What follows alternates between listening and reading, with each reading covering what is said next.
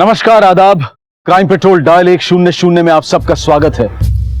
आज का ये केस बड़ा ही अनोखा है, जहां कातिल तक पहुंचने के लिए पुलिस के पास ना तो कोई ठोस सुराग था और ना ही कोई ठोस दलील। इस पेचीदा केस को सुलझाने में पुलिस ने दिन रात एक कर दिए।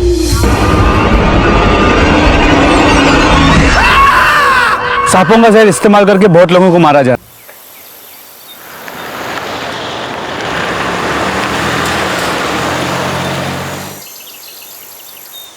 काय रे, होतंय का? अन भाई, हाँ बस तू अंदर सांभाळू ना,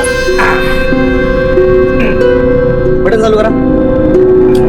वाह, हो गया आनंद भाई, हाँ अपना काम हो गया।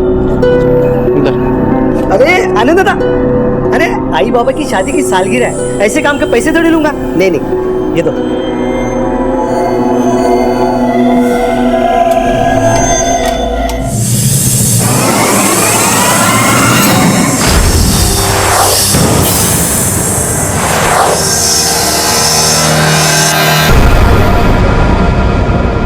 साहेब, बड़े साहब कुठे है?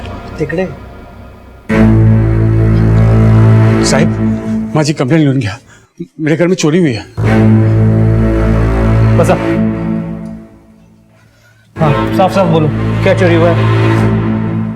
वो साहब, मेरे घर से बोला। सांप चोरी हुई है। क्या? सांप घर से? ये घर में सांप क्या कर रहे थे? साहेब, मैं एक सर्पमित्र है। सांपों के बारे में लोगों के मन में काफी गलतफहमियां होती हैं, जिस वजह से काफी सांप बेवजह मारे जाते हैं। मैं उनकी जान बचाने की कोशिश करता हूं साहब। आज तक 30,000 से ज्यादा सांपों की जिंदगी बचाई है मैंने साहब। वो सब तो ठीक है, लेकिन ये सांप को घर में क्यों रखते हो? कोई गलत इरादा तो नहीं है? अरे नहीं साहब, कोई गलत इरादा नहीं है। मैं लोगों में जागरूकता बढ़ाने के लिए स्नेक कैंप्स करता हूँ। तो भाइयों, सांपों के बारे में हम सबको बहुत सारी गलतफहमियां होती है कि सांप काट देते हैं, सांप इंसानों को नुकसान पहुंचाते हैं, लेकिन ये सच बात नहीं है। सांप इंसान के दोस्त होते हैं, वो कभी किसी को तकलीफ नहीं पहुंचाते जब तक आप उनको तकलीफ ना पहुंचाए। हमारे देश में कई प्रकार के सांप मिलते हैं, उसमें से एक प्रजाति है नाग, किंग कोबरा। इनका जहर बहुत तेज होता है, लेकिन ये कभी भी पहला हमला नहीं करता। सांपों को खोजना, उन्हें जंगल में छोड़ना मेरा काम है, लेकिन ये मामला चोरी का है, तो आपकी मदद चाहिए मुझे। ये सांप विषारी होते का? मुझे ज्यादातर घर में रहने वाले सांप विषारी नहीं होते, पर वो सालवी, क्या वो सर, इनके घर पे चोरी हुई है, वो भी सांप। सांप? साफ साफ बताओ क्या माजरा है। साहब, मैं एक सर्पमित्र हूँ। पिछले हफ्ते शास्त्री नगर से मैंने 4 सांप पकड़े थे। वैसे तो जहरीले सांप मैं फॉरेस्ट डिपार्टमेंट को दे देता हूँ, या उन्हें इन्फॉर्म करके मैं जंगल में छोड़ आता हूँ। आपकी बार में इन्फॉर्म कर दिया था उनको, पर थकान की वजह से मैं जंगल नहीं जा पाया सर। कौन से सांप थे? नाग होते साहब। कैसे हुई चोरी? सर, मैं अपनी फैमिली के साथ फिल्म देखने गया था, तो घर वापस लौटा तो देखा तो ताला टूटा हुआ था सर। देखो ये ताला कैसे टूटा? हम तो दरवाजे बंद करके गए थे। क्या?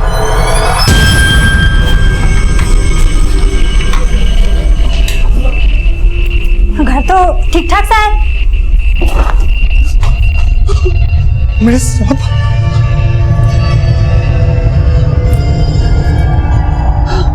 नैना, मेरे 4 सांप। अरे ये सब सांप मुझे फॉरेस्ट डिपार्टमेंट को देना था। घर से कुछ और भी चोरी हुआ है? नहीं साहब, सिर्फ 4 सांप।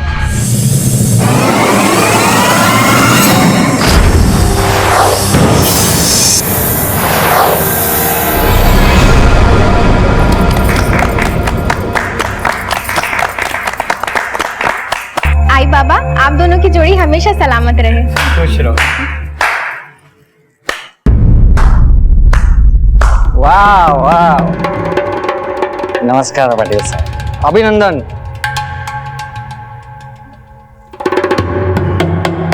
Congratulations Mrs Patil. अच्छे लग रहे, एकदम लक्ष्मी नारायणाचा जोडा दिसतो बरं का? हो, लक्ष्मी से अरे लक्ष्मी सामने, लक्ष्मी जी, अरे लक्ष्मी जी, गिफ्ट नहीं लाई तू? नहीं लाई? Sorry Mrs Patil, no gift. वैसे भी ये हमारे छोटे मोटे गिफ्ट से आपको कहाँ तसल्ली मिलेगी, कहाँ पसंद आएंगे हैं? हमारा बड़ा गिफ्ट तो आपने हमसे छीन लिया, हमारे बाबा छीन लेना।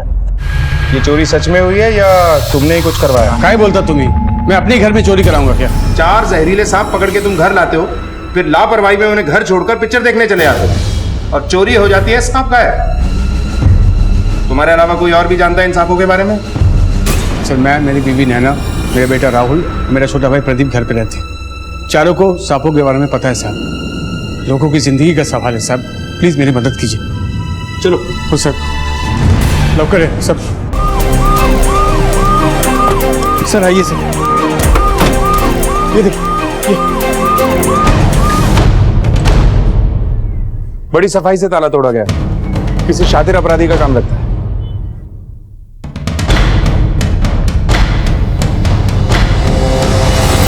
सर आइए। साहब ये चारों सांप यहीं पर थे साहब, पता नहीं घर में कौन आया और सारे सांपों को ले गए।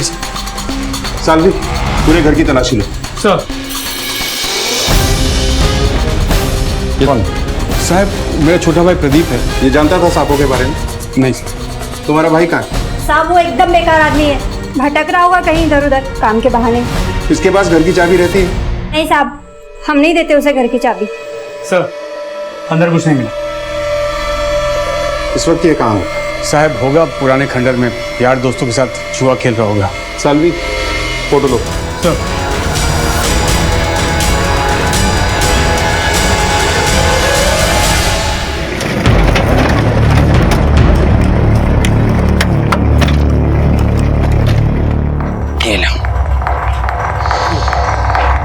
मेरा तो यार नसीब खराब है यार, दोबारा पट्टे मातो यार।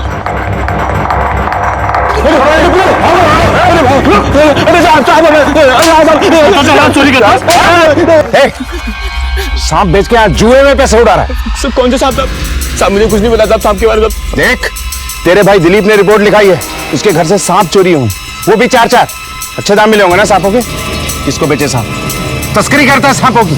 साहब मैंने कोई सांप की चोरी नहीं की है, ये सांप की चोरी वाली बात तो मुझे आपसे पता चली है सर। दिन भर कहाँ था तू? दिन भर मैं शहर में था, काम ढूंढ रहा था सर, काम नहीं मिला तो फिर भटकते भटकते 2-2:30 बजे यहाँ पे आ गया साहब। जुआ खेलने?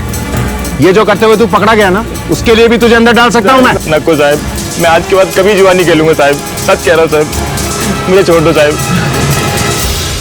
हमारे देश में सांपों को लेकर कई मान्यताएं हैं।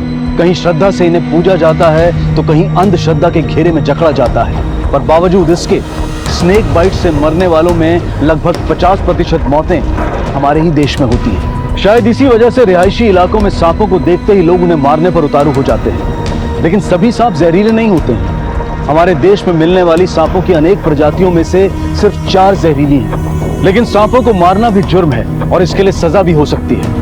आप सोच रहे होंगे कि मैं आज क्राइम और ह्यूमन लाइफ को छोड़कर सांपों के बारे में बात क्यों कर रहा हूं। इसकी वजह है हमारा आज का यह अजीबोगरीब केस।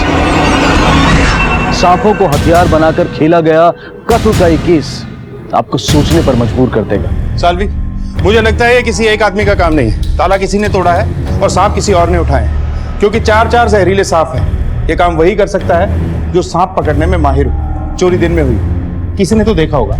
घर में 4 जहरीले सांप है, ये सिर्फ दिलीप और उसकी फैमिली को पता था। तो अगर ये बात बाहर किसी को पता चलती है तो इन्हीं में से किसी के थ्रू होगी। सालविन के दोस्त, पड़ोसी, रिश्तेदार और इस एरिया में जितने भी सपेरे हैं, सबसे पूछताछ करो। सर पड़ोसी तो है, लेकिन सांप के डर से इनके घर पे कोई आता नहीं है। सालवी, हम किसी भी पॉसिबिलिटी को इग्नोर नहीं कर सकते, क्योंकि ये कोई मामूली चोरी नहीं है। और हाँ, इस दिलीप पे भी नजर रखो, क्योंकि इस एरिया में वही एक सांपों का एक्सपर्ट है और हमारे शक के दायरे में भी। जी सर, अपने खबरी नेटवर्क को एक्टिवेट करता हूं।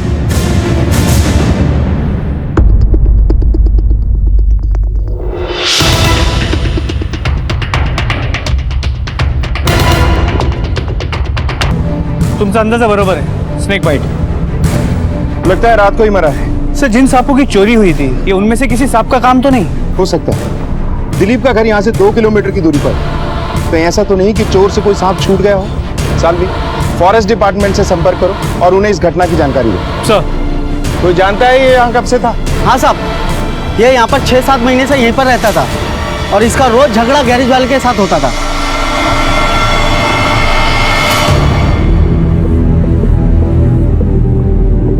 सालवी, बॉडी को पोस्टमार्टम के लिए भेजो, वहीं से डिटेल्स पता चलेंगी। जहरीले सांपों की चोरी और इस भिखारी की मौत के बीच में क्या कोई कनेक्शन था? पुलिस इस केस में तुरंत कूद पड़ी, क्योंकि ये कोई आम चोरी नहीं थी, बल्कि जहरीले सांपों की चोरी थी, जिससे एक की मौत हो चुकी थी और आगे अभी न जाने क्या क्या होना बाकी था।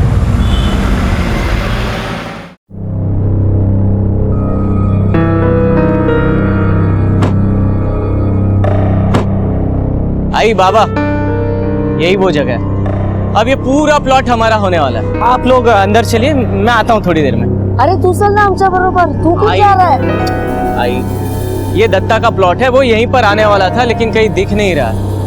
मैं उसे जरा गांव में देख कर आता हूँ।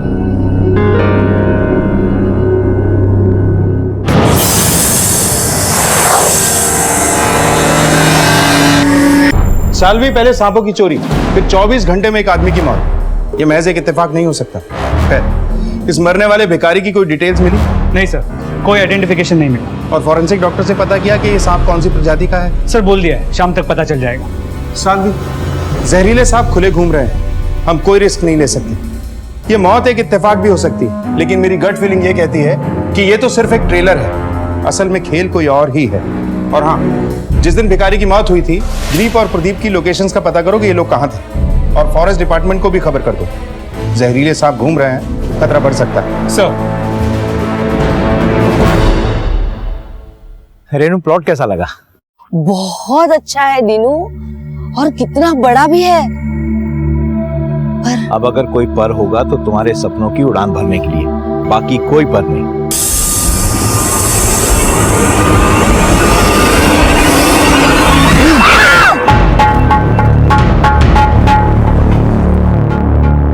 दुकान के मालिक तुम ही हो? हाँ जी। तूने ही मारा है ना उसे? मैंने तो सुना था कि वो सांप काटने से मरा है। सुना तो हमने भी बहुत कुछ तेरे बारे में। काफी पैंतरे आजमाए थे ना तूने उसे यहाँ से भगाने के लिए। हाँ, तकलीफ थी मुझे उससे। मेरे धंधे के आगे दिन रात पड़ा रहता था और गंदगी फैलाता था। बदबू के मारे साहब रहना मुश्किल हो गया था। तो मरवा दिया उसे, वो भी सांप से कटवा के। अच्छा हुआ साला मर गया, जान छूटी। तेरे दुकान के सामने उसकी मौत हुई है। तू हमारे शक के घेरे में है, हर पल तुझ पे हमारी नजर रहेगी। चलो, ये ले, ये तेरा टिफिन है और ये पानी की बोतल।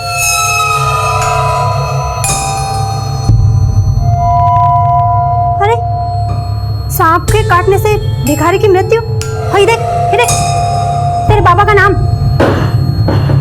आ गए आप, कहाँ थे? ये देखो, ये क्या लिखा है, और इसमें आपका नाम। बाबा, आपके आपको पुलिस पकड़ लेगी? एक कपस तू, मैंने क्या किया जो पुलिस मुझे पकड़ के लेके जाएगी? हाँ, तो स्कूल जा स्कूल, स्कूल लेके जा। बरोबर, चल चल, और संभल के जाना। हाँ हाँ, वापसी में लेके आऊंगा उसे। ठीक है।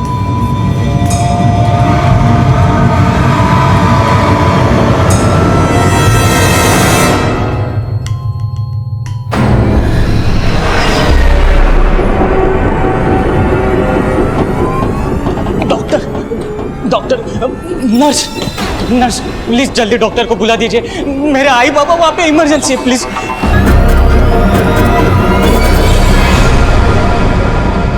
देखिए, इन दोनों पेशेंट्स को बहुत क्रिटिकल हालत में यहाँ लाया गया था। दिनकर पाटिल तो डेड ऑन अराइवल थे, उनकी पत्नी रेणुका, उनमें थोड़ी जान बाकी। हम उन्हें बचाने की पूरी कोशिश कर रहे हैं। और इंस्पेक्टर साहब, ये स्नेक बाइट्स का अनयूजुअल केस है। एक और स्नेक बाइट केस? लेकिन ये अनयूजुअल है, ये एक्सीडेंटल स्नेक बाइट नहीं है, कुछ और ही है। देखिए, जनरली स्नेक बाइट हाथ या पैरों पे होता है। डॉक्टर साहब, कोई अंदाजा है कि कौन से सांप हो सकते हैं? देखिए, जहाँ तक मेरा अनुभव है, ये नाग हो सकता है। मेरे घर से सांप चोरी हुई है। कौन से सांप थे? नाग होते साहब। और बाकी डिटेल्स तो हमें पोस्टमार्टम में मिल ही जाएंगी। Thank you doctor. Patil family से यहाँ कोई है क्या? जी सर, कहीं हम लोग ही हैं। क्या हुआ था? सर, आई बाबा को प्लॉट पे अकेले छोड़कर मैंने बहुत बड़ी गलती कर दी। दोनों बहुत खुश थे और अचानक उन्हें सांपों ने काट लिया। ये आशा नहीं, मर्डर है। तुम्हारे बाबा की किसी से कोई दुश्मनी थी? नहीं सर, किसी से कोई दुश्मनी नहीं। जब ये घटना हुई उस वक्त तुम कहाँ थे? मैं आई बाबा को प्लॉट पे छोड़कर दत्ता झुंझले से मिलने गया था। दत्ता उस प्लॉट का मालिक है। वो प्लॉट पे ही आने वाला था लेकिन आया नहीं, इसलिए मैं उसे ढूंढने गांव चला गया था। अच्छा, घर पे प्रॉपर्टी को लेके कोई झगड़ा था क्या? नहीं नहीं सर, ऐसी कोई बात नहीं है। बाबा का तो हर काम बहुत ही सटीक होता था। और सर, उन्होंने तो पहले ही प्रॉपर्टी और पैसों का बंटवारा कर दिया था। घर में कौन कौन है? हम दो भाई, ये मेरी वाइफ हर्षा और ये मेरे छोटे भाई स्वानंद की वाइफ मनीषा। तुम्हारा पति कहाँ है? सर, वो बाबा ने दूसरी शादी की थी ना, तो उनका और रेणु का माँ का नहीं जमता था, तो वो नहीं आए। हमें मौका वारदात पे ले चलो। जी सर।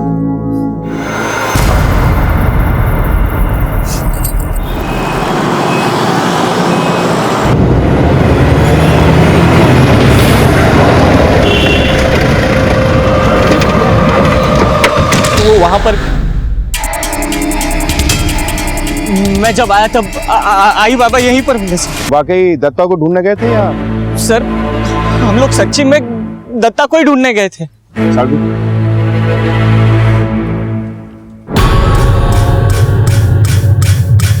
नजर रखो इन दोनों।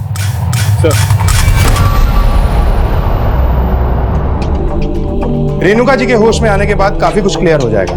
जो भी हो, है तो ये मर्डर का केस ही, जिसमें किसी चाकू या गन का इस्तेमाल नहीं हुआ, बल्कि एक सांप को हथियार बनाया गया, जो करना हर किसी के बस की बात नहीं है। ऐसा या तो दिलीप जैसा सर्प मित्र कर सकता है या फिर कोई सपेरा।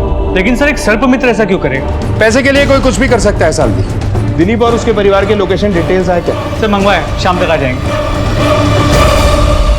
पापा, वो स्कूल में टीचर बता रही थी कि उन सांपों ने और किसी को भी काट दिया। वो ऐसा क्यों कर रहे हैं? क्यों सबके दुश्मन बन गए हैं? बेटा, दुश्मन सांप नहीं, इंसान ही इंसान का होता है। तो फिक्र मत करो, मैं उन सांपों को ढूंढ निकालूंगा।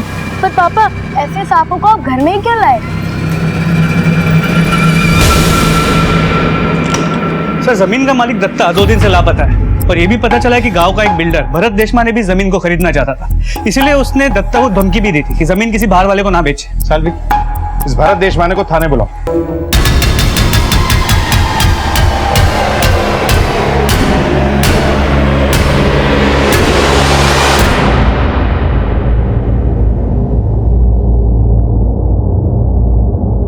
पुलिस को अब यकीन हो चला था कि दिलीप मोकाशी ने चोरी का झूठा केस दर्ज कराया था। मेरे घर से सांप चोरी हुई है। क्या? सिर्फ 4 सांप। और हो ना हो, वो ही इस सब में शामिल था। और इसके अलावा कोई करीबी है जिसने उसे इस्तेमाल किया था। पुलिस कड़ी से कड़ी जोड़ने और इस केस से जुड़ी हर छोटी बड़ी इंफॉर्मेशन को जमा करने में जुटी थी। उन्हें तलाश थी जमीन के मालिक दत्ता की। दत्ता के पीछे खबरियों को लगा दिया, जल्दी कुछ इंफॉर्मेशन मिल सकती है। नमस्कार साहब। देशमाने, भरत देशमाने नाम है मेरा। जमीन खरीदने का लालच इतना बढ़ गया था कि जमीन के मालिक दत्ता को गायब कर दिया और जमीन खरीदने वालों की जान ले ली। क्यों? 6 प्रोजेक्ट चालू है साहब मेरे। मुझे जमीन की इतनी जरूरत नहीं कि मैं उसके लिए किसी की जान ले लूं या किसी को गायब कर दूं। और रही बात धमकी की, तो मैंने उसे धमकाया नहीं था, समझाया था। फ्री में नहीं मांग रहा था जमीन, बाकायदा खरीद रहा था, वो भी अच्छे दाम देकर। ये एक मर्डर केस है। जब तक हमारी इन्वेस्टिगेशन पूरी नहीं हो जाती, शहर छोड़कर कहीं मत जाना। बिल्कुल नहीं जाएंगे साहब। और हाँ, कुछ मदद लगे तो जरूर याद करना। नमस्कार।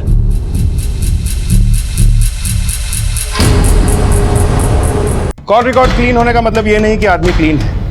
नजर रखो इसको। एक एक आदमी से पूछताछ करो, पता करो क्या उस दिन कोई दूसरी गाड़ी भी गई थी उस तरफ। वैसे तो हमारे शक के दायरे में आनंद और सूर्य है, मगर फिर भी शायद कुछ हाथ लग जाए। पूरी फैमिली का रिकॉर्ड चेक करो। सर, पुलिस ने पाटिल परिवार के सभी सदस्यों पर कड़ी नजर रखी और एक एक पहलू की बारीकी से जांच की। सर, एक अहम सुराग हाथ लगा है। क्या? पूरे पाटिल फैमिली के कॉल रिकॉर्ड को चेक किया। स्वानंद, उसकी पत्नी मनीषा और आनंद की पत्नी हर्षा, इन तीनों के कॉल रिकॉर्ड्स क्लियर है। लेकिन आनंद के कॉल रिकॉर्ड्स में सर्प मित्र दिलीप मोकाशी का नंबर मिला है। सालवी, इस आनंद पे मुझे पहले से शक था। उठा के लाओ इसे। सर। सर्प मित्र दिलीप को कैसे जानते हो? सर, एक्चुअली हुआ यूं था कि एक बार हमारे कार में सांप घुस गया था, तो हमने दिलीप को ही बुलाया था। बाबा ने उसे खुश होकर इनाम भी देना चाहा, लेकिन उसने लेने से इनकार कर दिया। बोल रहा था कि अगर हेल्प ही करनी है तो उसे एक नया लैब ओपन करना था, उसके लिए हेल्प करें। तो लैब के लिए पैसे का लालच देकर दिलीप से ही अपने बाप को मरवा दिया तुमने? सर ये आप क्या बोल रहे हैं सर? मैंने ऐसे कुछ नहीं किया सर। क्या किया है, कैसे किया है, सब सामने आ जाएगा।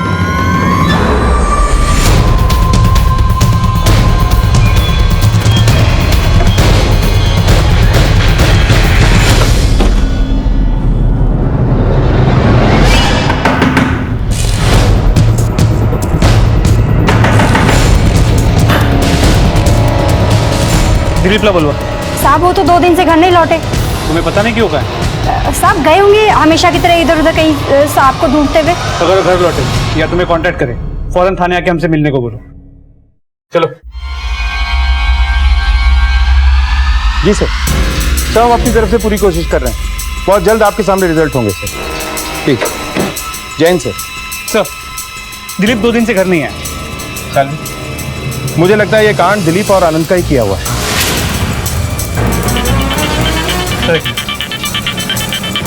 हेलो,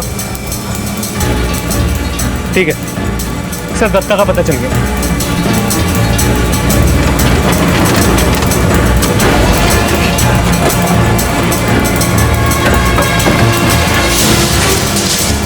हट जाइए यहाँ से, हटिए हटिए। दिनकर पाटिल के मर्डर स्पॉट से थोड़ी ही दूर पर जमीन के मालिक दत्ता की लाश का मिलना एक बहुत बड़े षड्यंत्र की तरफ इशारा करता है। सर दिलीप की कोई इन्फॉर्मेशन नहीं मिली। हमारी टीम उसे अब भी तलाश रही है। सांपों को बिल से निकालते निकालते क्या खुद भी किसी बिल में छुपकर बैठ गया? खैर, कब तक छुपेगा? रेणुका जी का क्या हाल है? सर खतरा टल गया, लेकिन अब तक होश नहीं है।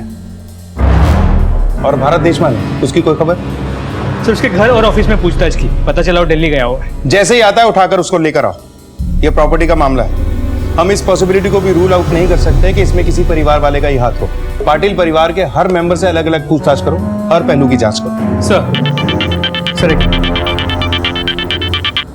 हेलो, ठीक है सर, अस्पताल से फोन था। रेणुका जी को होश आ गया, उन्हें घर शिफ्ट कर दिया गया है।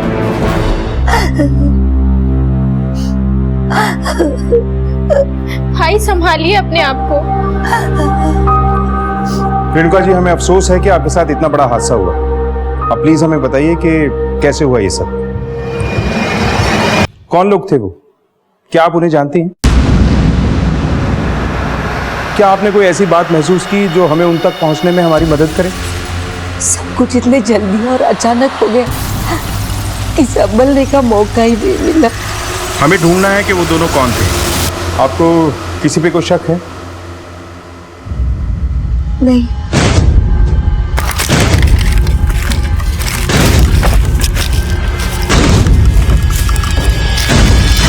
सर दत्ता की पोस्टमार्टम रिपोर्ट, इसके मुताबिक उसके मरने का दिन और वक्त वही था जब दिनकर पाटिल की मौत हुई थी।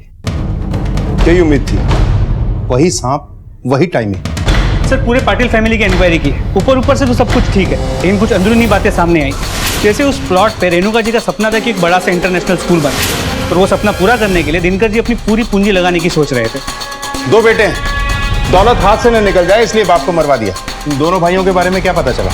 सर बड़ा बेटा आनंद बड़ा ही शातिर और समझदार, उसने अपने लिए एक अलग सा घर बना भी लिया। उसकी बीवी हर्षा बड़ी सीधी सादी। छोटा बेटा स्वानंद नशे का आदी, हमेशा नशे में धुत रहता है, अपने लिए कभी कुछ कर नहीं पाया। उसकी बीवी मनीषा, स्वानंद उसे हमेशा मारता पीटता है, इसलिए वो हमेशा चुपचाप रहती है, किसी से ज्यादा बातचीत नहीं करती। उठाओ सबको। सर बाबा ने सारी प्लानिंग मुझसे बताकर ही की थी। मुझे कोई प्रॉब्लम नहीं थी क्योंकि उन्होंने घर के लोगों को ही स्कूल के ट्रस्टी बनाने का फैसला किया था। सर बाबा का फैसला एकदम सही था। वो आई का सपना पूरा करना चाहते थे, उनके लिए स्कूल खोलना चाहते थे। वो सबके लिए एक जैसा सोचते थे सर। हमारे घर में हर कोई अपने बारे में सोचता था सर। बाबा मुझे हमेशा मारते थे, लेकिन वो भी क्या करते, मैं था ही नालायक बेटा। सर मेरे पति बिल्कुल खराब नहीं है, पर शराब की आदत ने उन्हें इतना बिगाड़ दिया है कि हर रोज मारपीट की आदत हो चुकी है उनकी। बाबा की तो आदत ही थी सर, एक बार जो बात ठान लेते थे उसे वो पूरा करके ही मानते थे। भाई के सपने को उन्होंने अपनी जिंदगी का मकसद ही बना लिया था। मकसद तो नेक था, लेकिन सर किसी ने नहीं सोचा था कि ये सब हो जाएगा। अगर ये मर्डर है तो घर वालों में से कोई मर्डरर नहीं हो सकता। करना तो बहुत कुछ चाहता था सर मैं, लेकिन मेरे घर में मुझे समझने वाला कोई नहीं था। मेरे सपने चूर चूर करके बाबा उस बुढ़िया के सपने पूरे करने लगे। सर सारे सपने टूट गए, सब कुछ खत्म हो गया। सर ये सब नसीब का खेल होता है। ठीक है, अब जा सकते हैं। पुलिस ने बारीकी से प्लॉट का मुआयना किया तो पता चला कि वहां पहुंचने का दूसरा रास्ता भी है। इसी शक को आधार बनाकर पुलिस ने सभी ऑटो और टैक्सी ड्राइवर से पूछताछ की और उनके हाथ एक ऐसी अहम कड़ी लग ही गई जिसने इस केस को एक नया मोड़ दे दिया। साहब, ये धामाजी रोकड़े, ऑटो रिक्शा वाला, इसने उसी दिन 2 लोगों को छोड़ा था उस प्लॉट पे। हाँ साहब, उस दिन मैंने रिक्शा से 2 लोगों को दत्ता के प्लॉट पे छोड़ा था, फिर वापस उनको बस स्टैंड में छोड़ दिया मैंने। उन दोनों में ये भी था क्या? नहीं साहब, ये नहीं थे। दोनों की शक्ल याद है? स्केच बनवा सकते हो? हाँ साहब।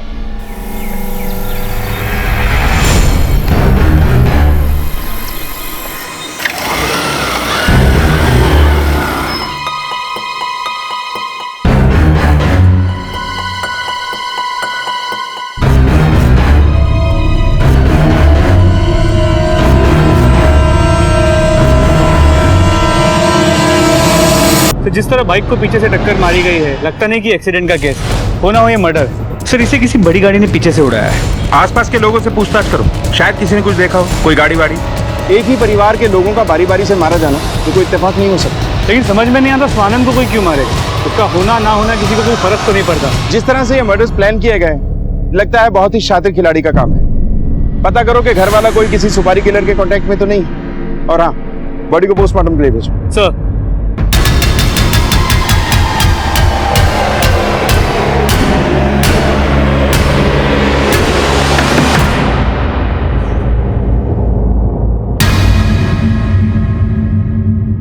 हेलो, ठीक है, उठा ला उसे थाने। सर, ये दिलीप घर पे लौटा है, उसे थाने उठा के लाने के लिए बोल दिया है। क्यों रमेश, कहाँ थे सर? कहाँ था इतने दिन? दिनकर पाटिल को मारकर कहाँ घूम रहा था? उन्होंने उनसे पैसे मांगे थे, मार दिया उन्हें। नहीं सर, मैंने दिनकर पाटिल को नहीं मारा साहब। हाँ, मैं जानता जरूर उनको। सब दिनकर पाटिल ही क्या साहब, आसपास के गांव वाले सब मुझे जानते हैं। अब मेरी बातों का यकीन कीजिए साहब। और वो जो 4 सांप खो गए थे ना साहब, उसमें से 2 सांप मुझे मिले और मैं जंगल में छोड़कर आया साहब। मैं आपको बता नहीं वाला था साहब। देखिए, मेरे पास फॉरेस्ट डिपार्टमेंट का एक्नॉलेजमेंट भी है साहब। देखिए साहब, इस बार सांपों को घर नहीं ले गया, तेरा काम निकल गया था इसलिए। मौत का व्यापार करता है, खुद को सर्प मित्र बोलता है और मानव शत्रु का काम करता है। मैं सच कह रहा हूँ साहब आपको। देखिए, मैं अपना फर्ज ही निभा रहा था साहब। मैं सर्प मित्र ही हूँ साहब। अच्छा, ये तेरा दोस्त मौका वारदात पे देखा गया था। आता बोल, तुमसे क्या चालू होता? साहब, ये संदीप मोरे है साहब। कुछ साल पहले मेरे साथ सांप पकड़ने में मेरी मदद करता था साहब, और उनकी देखभाल भी करता था साहब। कहाँ मिलेगा ये संदीप मोरे? कौन था जो ये मौत का खेल खेल रहा था? पाटिल परिवार को जड़ से मिटाने की साजिश रच रहा था। पुलिस ने हर दिशा में खोज शुरू कर दी। अभी नागपुर पुलिस से इंफॉर्मेशन मिली, इस दूसरे स्केच का मैच नागपुर पुलिस के रिकॉर्ड में मिल गया। इसका नाम मान्या जाधव। 8 से 10 साल पहले इसे वहां से तड़ी पार किया गया। सालवे, मुझे ये आदमी चाहिए। पूरे खबरी नेटवर्क को अलर्ट कर दिए, बहुत जल्दी हमारे सामने होगा।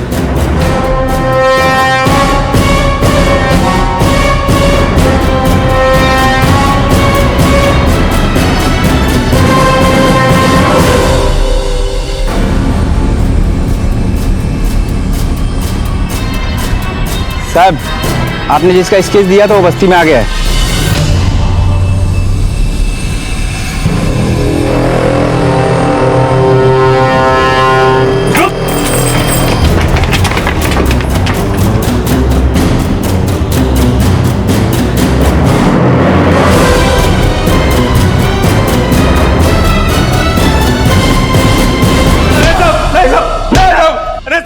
कुछ नहीं मालूम था।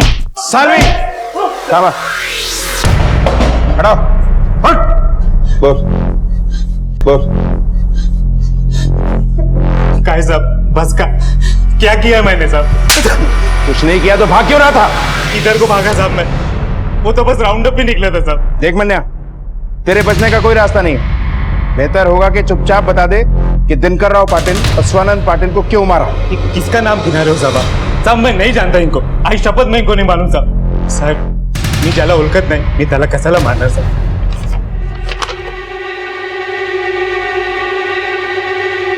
ये तू ही है ना? गंगापुर से शिवलगांव तेरा भूत गया था, जिस ऑटो में तू गया था ना, उसी ने ये स्केच बनवाया। गंगापुर शिवलगांव आज तक मैं नहीं गया सर। सब जरूर आप लोग को कुछ गलत फहमी हुई सर। सर ये मोटी चमड़ी का है, ऐसा नहीं मानेगा। सालवी, कानून के डंडे के आगे हर चमड़ी पिघल जाती है।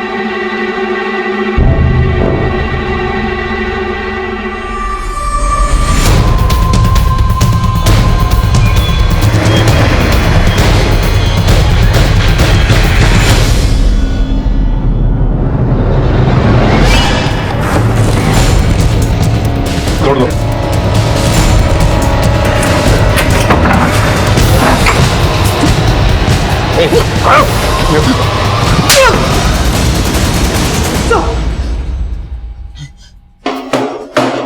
चल, अब सच बता, वरना तेरी खाल खींच लूंगा। बोल। हाँ साहब, मैंने किया सर। कैसे किया वो बोल।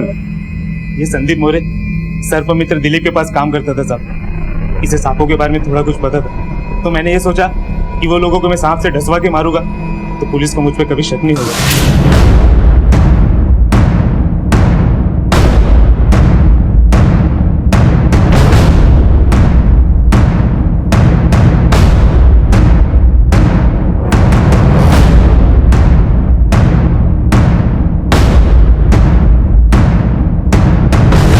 हमेशा सपेरे सांप और सर्प मित्र के पीछे घूमते रहे। चाल तो बहुत अच्छी चली थी तुम लोगों ने। सर, हमने पहले ही प्लान करके रखा था साहब, सिर्फ मौके की राह देख रही थी।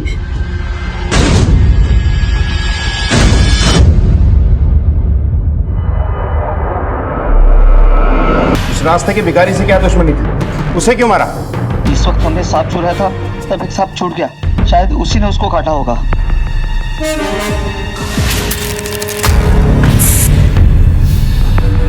दत्ता को क्यों मारा? एक बेजुबान जानवर को बदनाम करके अपना उल्लू सीधा कर रहे हो तुम लोग।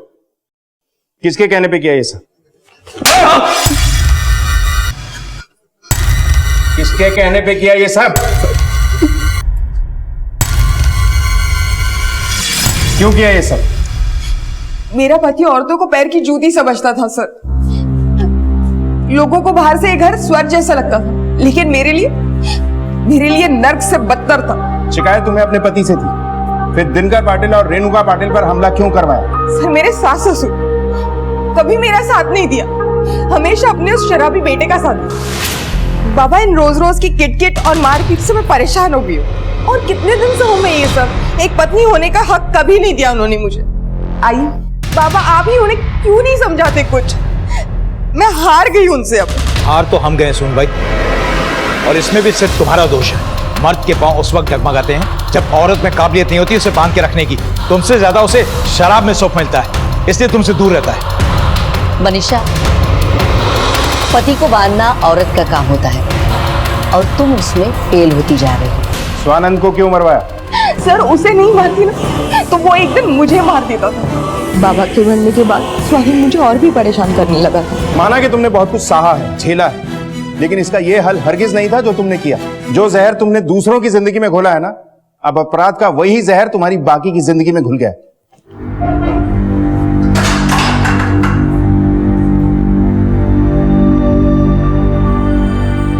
देखा जाए तो इंसान इन सांपों से ज्यादा खतरनाक होता है, जो वक्त पड़ने पर अपने दर्द को जहर में तब्दील करता है। ऐसे में दर्द देने वाला और उस दर्द से छुटकारा पाने के लिए जुर्म का रास्ता इख्तियार करने वाला दोनों ही दोषी होते हैं। यह दर्द ही हमारे जीवन में जहर भरता है और इसीलिए हमें इस जहर का पुख्ता इलाज ढूंढना चाहिए। दिलीप मोकाशी ने पुलिस की पूरी मदद की और वो आज भी सांपों की रक्षा के लिए कार्यरत है और लोगों के मन से सांपों का भय निकालने के लिए कैंप्स का आयोजन करता है। मनीषा की नाकाम शादीशुदा जिंदगी के मामले में दिनकर और रेणुका ने मनीषा को ही दोषी ठहराया, जिसका नतीजा मनीषा की नफरत के रूप में सामने आया और उसने बदले की आग में अपना ही घर जला दिया। दूसरों को मौत बांटने वाली मनीषा जेल की सलाखों के पीछे है। जिस जहर से उसने खुशियां खोजने की कोशिश की, वही जहर उसकी जिंदगी में घुल गया। इस जहर भरी जिंदगी से अगर कोई छुटकारा हो सकता था तो वो था इस विकृत सोच से छुटकारा। देखते हैं हमारे आज के एपिसोड की दूसरी खबर।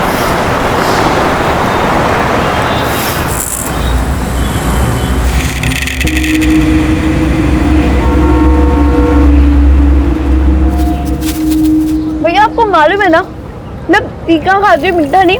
हाँ भैया, मीठा मैं खाती हूँ, उसको सिर्फ तीखा दो आप। सॉरी मैडम, गलती हो गया। कोई बात नहीं भैया, वैसे भी अलेक्जेंडर पोप ने कहा है टू एयर इज ह्यूमन, यानी इंसान गलतियों का पुतला होता है। क्या मैडम, आप भी पोप का बोल के पपलू बना रहे हो ना मेरा।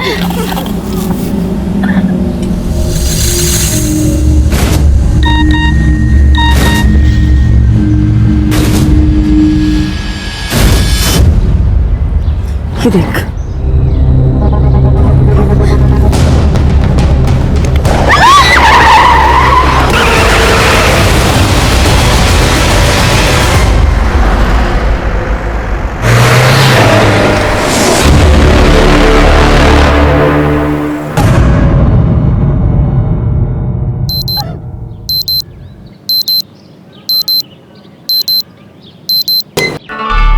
नहीं चाची जी, मैं बस मजाक। ठीक है, जल्दी से चाय पियो और रेडी होकर बाहर आ जाओ। तुम्हारे चाचा जी को तुमसे बात करनी है।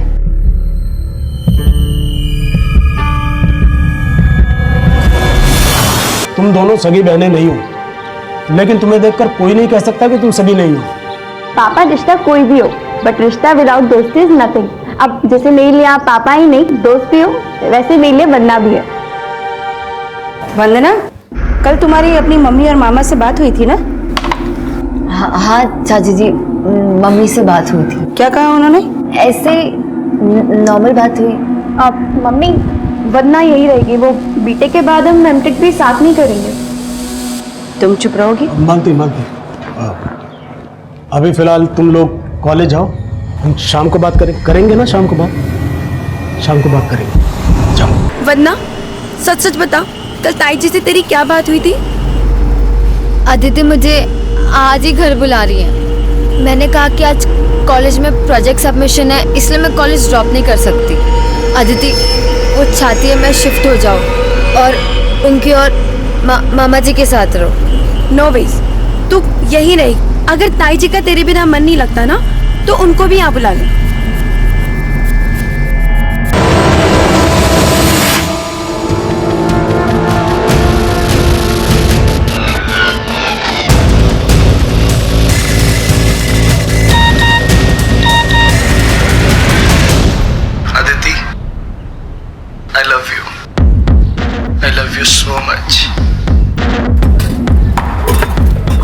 अदिति, क्या हुआ?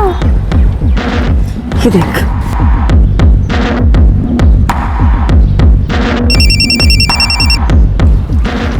ये क्या बदतमीजी है? तुम्हें अभी भी यकीन नहीं हो रहा है कि मैं तुमसे कितना प्यार करता हूँ? इस तरफ देखो।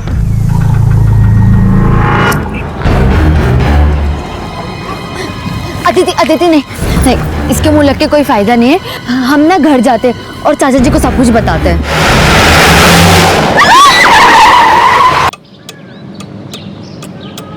The number you have called is currently switched off.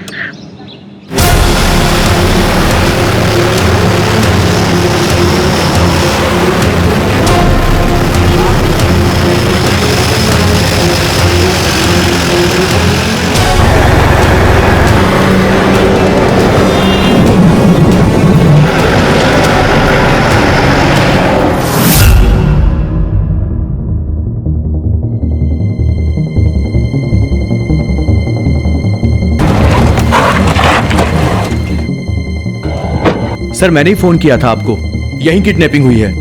हाँ सर, हम लोगों ने रोकने की भी कोशिश की, लेकिन उन चारों में से एक के पास गन थी।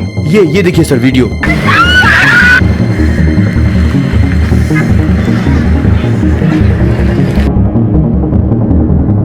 Black Scorpio, last digit 7R।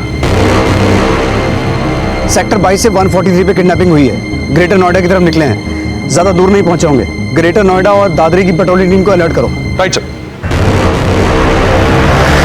नहीं सर, पहचानते तो नहीं है, लेकिन हाँ अक्सर इन लड़कियों को इस गोलगप्पे वाले के पास खाते हुए देखा है। ये गोलगप्पे वाला कहाँ है? अभी तक तो यहीं था सर। सिंह, पता करो गोलगप्पे वाला कहाँ है। Okay sir.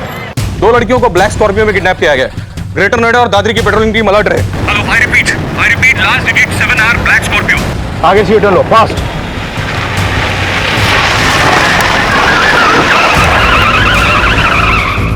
जल्दी आगे ले लो।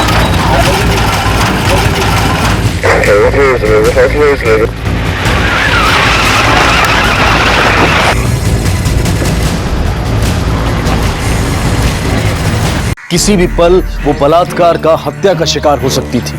उनके अपहरण का मंजर एक चश्मदीद ने अपने मोबाइल फोन में रिकॉर्ड कर लिया था और देखते ही देखते वो वीडियो वायरल हो गया, एक ब्रेकिंग न्यूज बन गया। इस वायरल वीडियो ने पुलिस और प्रशासन दोनों को सकते में डाल दिया था और इस केस की कमान तुरंत नोएडा के एसएसपी को सौंप दी गई और दोनों लड़कियों को सही सलामत बचाने की अफरा तफरी के बीच अपहरणकर्ताओं को भी इस वायरल वीडियो की खबर मिल गई।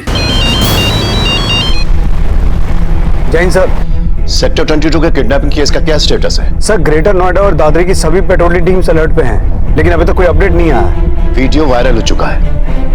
ग्रेटर नोएडा और दादरी नहीं, हापुड़ तक अलर्ट भेजो और दिल्ली के बॉर्डर्स के आसपास जितने भी चेक पोस्ट हैं, सबके सब सील कर दो। ये काम किसी गैंग का लगता है। ये किडनैपर्स व्हीकल चेंज करके डायरेक्शन चेंज करने की भी कोशिश करेंगे। मुझे तो लगता है ये ब्लैक स्कॉर्पियो जो है, ये भी चोरी की हो सकती है। लेकिन सर, नोएडा, गाजियाबाद, मेरठ और दादरी के सभी पुलिस स्टेशंस में ब्लैक स्कॉर्पियो चोरी होने की कोई कंप्लेंट नहीं है। मैं दिल्ली की पुलिस से कांटेक्ट करता हूँ। तब तक तुम पूरी कोशिश करो ये पता लगाने की कि ये लड़कियां कौन है। शायद उनके पेरेंट्स से बात करके किडनैपर्स की कोई लीड मिल सके। जी सर। मालती, मालती, अरे कहाँ थे आप? हाँ, मैं कब से आपको फोन लगा रही हूँ, फोन क्यों नहीं उठा रहे थे? फोन? अरे यार, दुकान पे भूला है। एक काम कर, तू जल्दी खाना लगा, मुझे तुरंत वापस जा। अरे पहले अदिति का पता करो। 2:45 बज गए, लड़कियां घर नहीं आई है। अदिति का भी फोन नहीं लग रहा है, नहीं वंदना का। रजनी में तुम्हें बाद में फोन करती हूँ। क्या?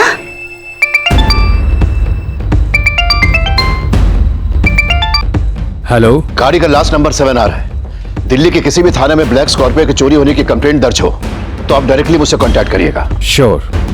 सर, अभी तक ब्लैक स्कॉर्पियो देखे जाने की कोई इन्फॉर्मेशन नहीं मिली है, लेकिन हमारी पेट्रोलिंग टीम अलर्ट है। पुलिस इन्फॉर्मर से यह भी पता लगाने की कोशिश करो कि किडनैपर्स किस गैंग के हो सकते हैं। Right sir.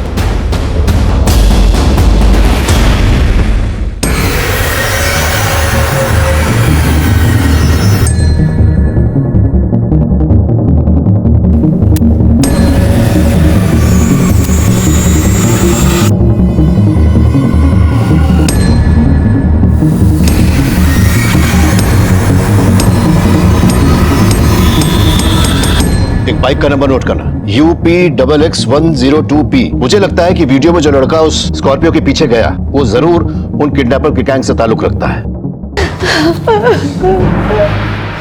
ये काम जरूर उस कमीने हरिओम का होगा। छोड़ूंगा नहीं उसे। The number you have dialed is busy. Please try later.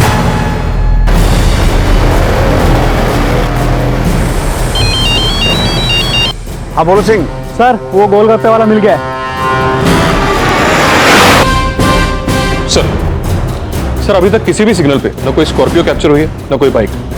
Sir, हो सकता है वो लोग बाईपास से दादरी रोड की तरफ निकले होंगे, लेकिन अभी तक किसी भी पेट्रोलिंग टीम ने हमें कोई अपडेट नहीं दिया है। लगता है उन्हें इस वायरल वीडियो और ब्रेकिंग न्यूज के बारे में पता चल गया है और शायद वो ग्रेटर नोएडा और दादरी के बीच में कहीं छिपे हो या फिर चुनिया के जंगल वाले रास्ते से वो हापुड़ का बाय रूट ले रहे हो। एक पेट्रोल टीम ग्रेटर नोएडा से इस रास्ते पर भेजो और दूसरी हापुड़ रोड से। हो सकता है कि इन रास्तों पर पड़ने वाले गांव में वो छुपने का प्लान बना रहे हो। जो वायरल वीडियो ने पहले ही ऐसी की तैसी कर रखी है और तुम लोगों ने लेने और देने के सिवा कुछ ना सूझा। Via Chunia village Hapur road पे जाओ। I repeat, via Chunia village Hapur road.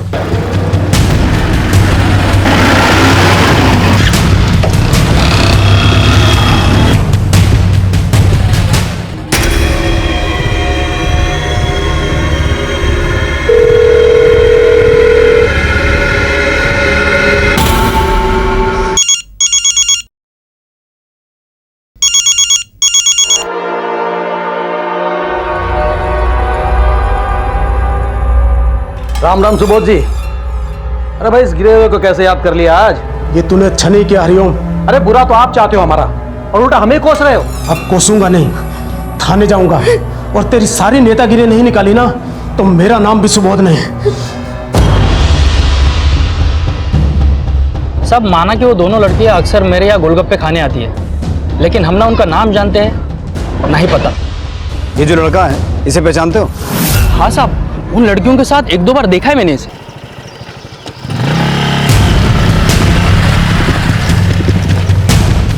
Sir bike कीर्ति यादव के नाम सेक्टर 27 का इस एड्रेस पे रजिस्टर्ड है और ये इसका नंबर है। नंबर बोलो। 8285-48017। The number you have called is currently switched off.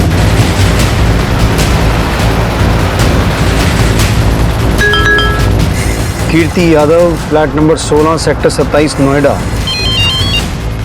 Sir आपका मैसेज मिला। ये कीर्ति यादव का एड्रेस है, वही बाइक वाला लड़का जो स्कॉर्पियो के पीछे गया था। तुम इसके घर जाओ। Okay sir. Sector 27, quick. Sir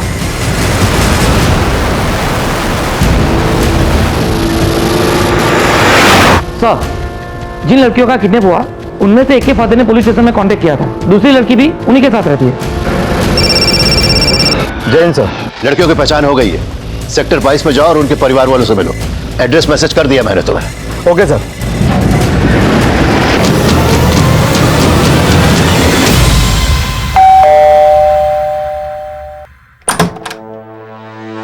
कीर्ति यादव यही रहता है? जी सर, वो मेरा रूममेट है। अभी कहाँ है वो? मालूम नहीं सर। हमें घर की तलाशी लेनी है।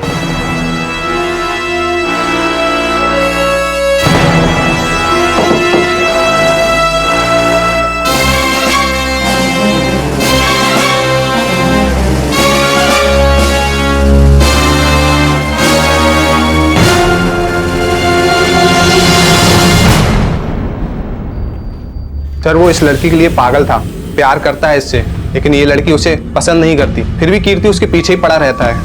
कल तो सर इसने हद ही कर दी। नहीं सर, इस लड़के के बारे में अदिति ने हमें कभी कुछ नहीं बताया। हमें तो शक है कि किडनैपिंग वंदना के मामा हरिओम ने कराई है। वंदना के मामा? लेकिन वंदना तो आपकी भतीजी है,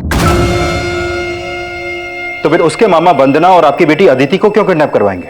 सर वंदना के पिता यानी मेरे बड़े भाई पहले गांव में रहते थे। 5 साल पहले मैं उन्हें, सावित्री भाभी और वंदना को अपने साथ यहाँ शहर में ले आया। 1 साल पहले भाई साहब का देहांत हो गया। भाभी तो अपने भाई हरिओम के घर चली गई और वंदना को हमारे साथ यहाँ पढ़ाई के लिए छोड़ दिया। पर अचानक भाभी के भाई ने उन्हें भड़का दिया कि वो मेरे घर में हिस्सा मांगे। भाभी, आप अच्छी तरह जानते हैं कि प्रकाश भैया का इस घर में कोई हिस्सा नहीं है। अरे क्या पता मेरे जीजा जी के साथ कोई चाल चली हो आपने। जीत जी का हिस्सा तो देना ही पड़ेगा, नहीं तो फिर। धमकी दे रहा है? हाँ, धमकी दे रहा है। ये आप ठीक नहीं कर रहे हैं। जेठानी जी, शुक्र मनाइए कि हम वंदना की पढ़ाई लिखाई और रहन सहन का खर्चा नहीं मांग रहे। हाथ का दिया आप तो गले ही पड़ गई। मालती, जबान संभाल के बात कर। बस भाभी, जब तक भैया थे ना तब तक हमारा रिश्ता था, लेकिन अब सब खत्म। निकले अपने गुंडे भाई को लेकर यहाँ से। चले चल, और वंदना को भी लेकर जाइए। चल, किसी बात कर रहा तू? चल सुबह निकल यहाँ से। ठीक ना कर रहा तू, ईंट का जवाब पत्थर से दूंगा। अरे तू चल यहाँ से। अरे छोड़ूंगा नहीं, बर्बाद कर दूंगा तेरे को। छोड़ू। उसने अदिति के साथ वंदना को भी किडनैप करवाया ताकि उस पर किसी को शक न हो। ये वंदना के मामा का नाम क्या है? हरिओम भागीरथ, दादरी में रहता है। वहां के विधायक का बाहुबली है।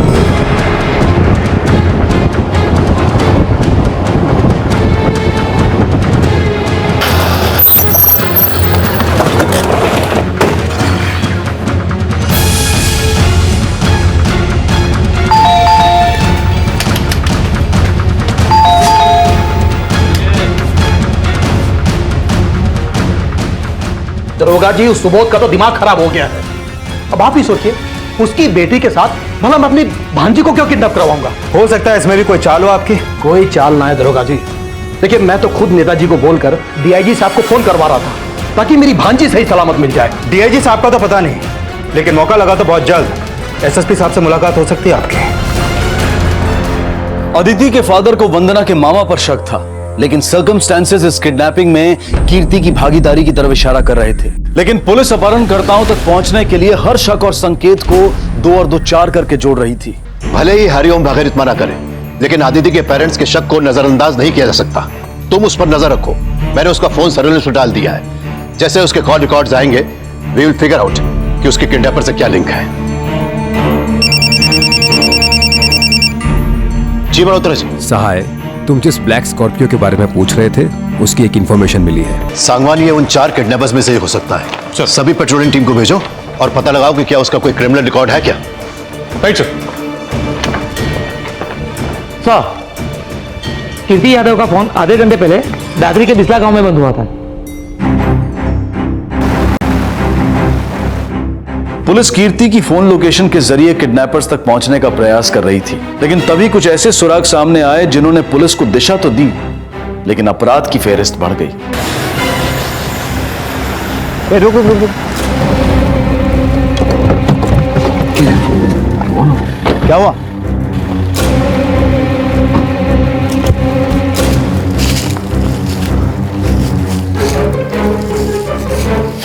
ये बाइक कीर्ति यादव की तो नहीं लगती, नंबर अलग है। सिंह, यहाँ खून है, यहाँ कोई ना कोई कांड तो हुआ है, लेकिन ये कांड लड़कियों की किडनैपिंग से रिलेटेड है कि नहीं ये देखना पड़ेगा। एक काम करो, आसपास सर्च करो। ओके।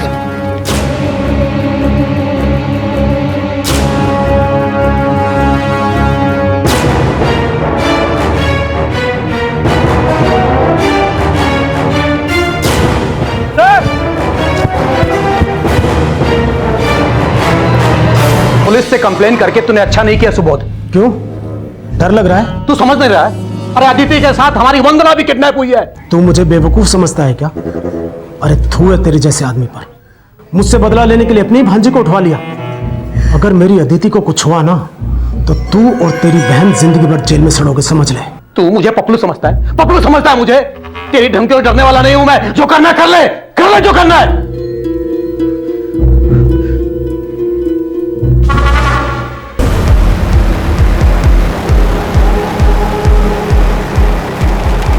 पुलिस को जिस गांव में एएसआई चौहान की लाश मिली उसके आसपास उन्होंने सर्च ऑपरेशन शुरू कर दिया।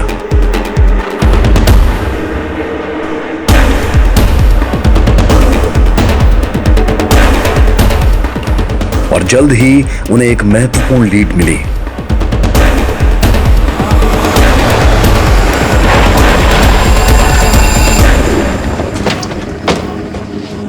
ये तो कीर्ति की बाइक है। अलर्ट।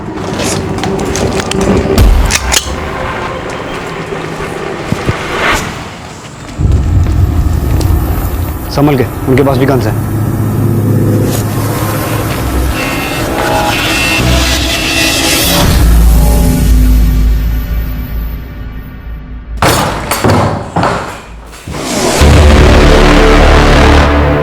सब इंस्पेक्टर विनय की लाश मिलने के बाद पुलिस जिस डेड एंड पर पहुंची, वहां अचानक उन्हें अपराध के नए सिरे नजर आने लगे। जिसे इस किडनैपिंग का मास्टरमाइंड समझा जा रहा था, वो खुद हत्या का शिकार बन चुका था। उसकी हत्या क्यों हुई, इन सवालों में अदिति और वंदना तक पहुंचने के रास्ते ढूंढे जा रहे थे। पांडे, मैंने कीर्ति के कॉल रिकॉर्ड चेक किए, लेकिन ऐसा कोई नंबर नहीं मिला जो उसे किडनैपर से कनेक्ट करे। लेकिन इतना साफ है कि वो उनका पीछा करते हुए वहां पहुंचा होगा। सर, कहीं ऐसा तो नहीं कि कीर्ति अदिति के प्यार में पागल था, इसलिए किडनैपर्स के पीछे गया उसे बचाने के लिए? पांडे, कहानी कुछ भी हो सकती है। तुम बस इतना पता करो कि वो जगह किसकी है जहां कीर्ति की लाश मिली थी। जी सर।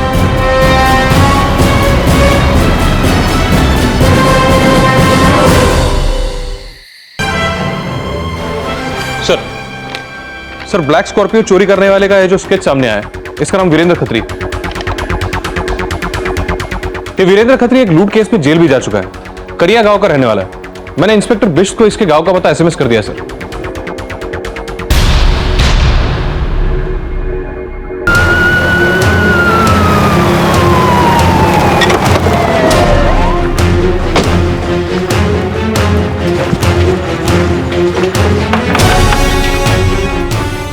साहब, जब से वो जेल से छूटा है तब से घर नहीं आया है वो। 2 लड़कियां किडनैप और 2 मर्डर करके फरार है आपका बेटा।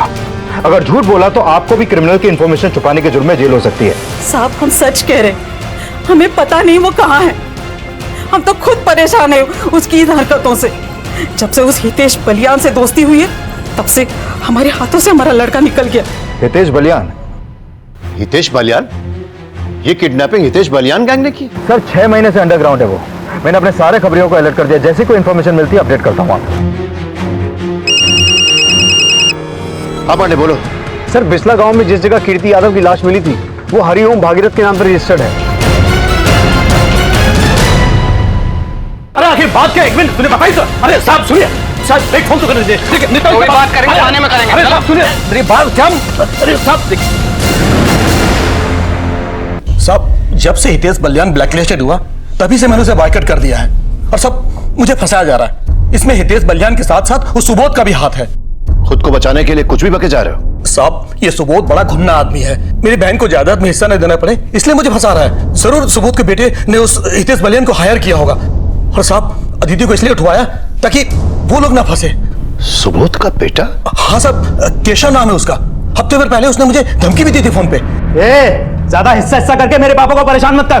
तू किसी का भी बाहुबली होगा, लेकिन मैं अपनी पे आ गया ना, तेरी बल्लियां उखाड़ दूंगा, समझा? साहब, ये केशव और उसकी भाग की चाल है। पहले आपको मेरे खिलाफ भड़काया और फिर मेरे जगह पर लाश फेंकवा कर मुझे फंसा रहा है। साहब देखिए, मेरा कोई कसूर नहीं साहब, मैं बेकसूर हूं, मेरा यकीन कीजिए साहब। वो सरासर झूठ बोल रहा है सर। हमारा बेटा केशव तो यहाँ रहता ही नहीं, वो तो चंडीगढ़ हॉस्टल में रहता है। और वो अदिति ही नहीं, वंदना को भी अपनी सगी बहन समझता है। सर सुबोध के बेटे केशव का फोन बंद आ रहा है। सांगवान, अगर हरिओम की भी इस केस में इन्वॉल्वमेंट होती तो वो लाश अपने बिस्ला वाले घर में क्यों रखवाता? सर, हितेश बलियान और हरिओम भागीरथ में पहले 36 का आंकड़ा हुआ करता था। सर, हो सकता है सुबोध के बेटे ने हितेश बलियान को उसके खिलाफ यूज करने का प्लान बनाया।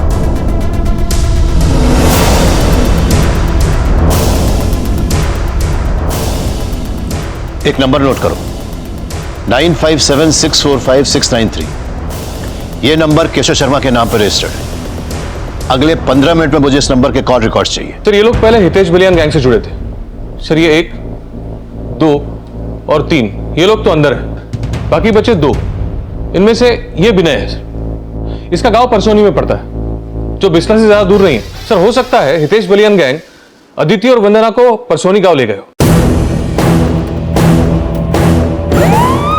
ठीक है सर, मैं तुरंत परसौनी गांव पहुंचता हूं। परसौनी गांव, जल्दी।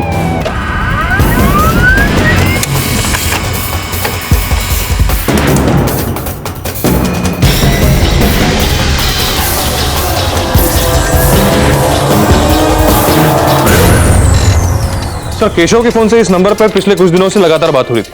सर, मैंने काफी बार ट्राई किया लेकिन ये नंबर स्विच ऑफ आ रहा है।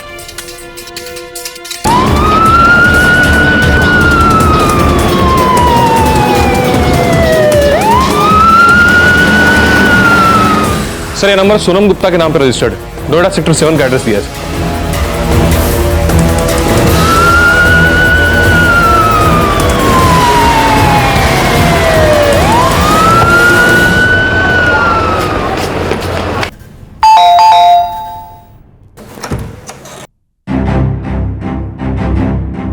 जी साहब, सोनम मेरी बेटी है। कल से वो लापता है और उसका फोन भी स्विच ऑफ आ रहा है। सर, ये सोनम गुप्ता और केशव शर्मा का फोन कल रात एक ही साथ बंद हुआ था। सोनम और केशव एक ही स्कूल में पढ़ाई करते थे। स्कूल खत्म होने के बाद केशव चला गया चंडीगढ़ पढ़ाई करने के लिए, लेकिन हमें नहीं पता था साहब कि स्कूल के बाद भी ये दोनों आपस में एक दूसरे के टच में थे। और एक रोज अचानक सोनम उसे घर पे लेके आई।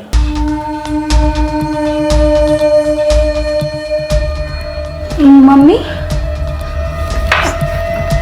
ये केशव है। साहब, सोनम केशव से शादी करना चाहती थी, लेकिन वो हमारी जाति का नहीं था, इसलिए मैंने और मेरे बेटे ने शादी से इनकार कर दिया। लेकिन साहब, वो केशव मेरी बेटी को भगा के ले गया।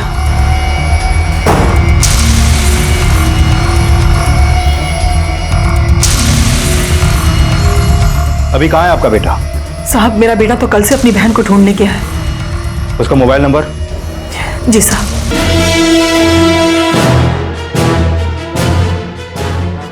$98760987। संजय नाम है ना इसका?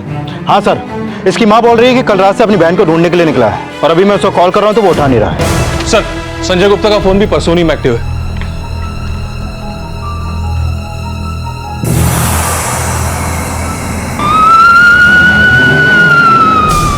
सर, हम 5 मिनट में परसौनी गांव पहुंच जाएंगे।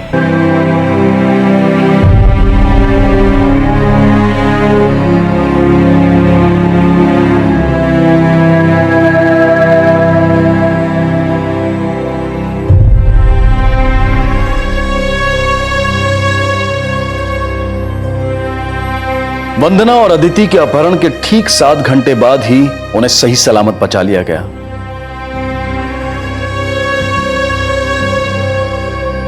यूपी पुलिस के जज्बे और सफलता के लिए क्राइम पेट्रोल उन्हें सैल्यूट करता है।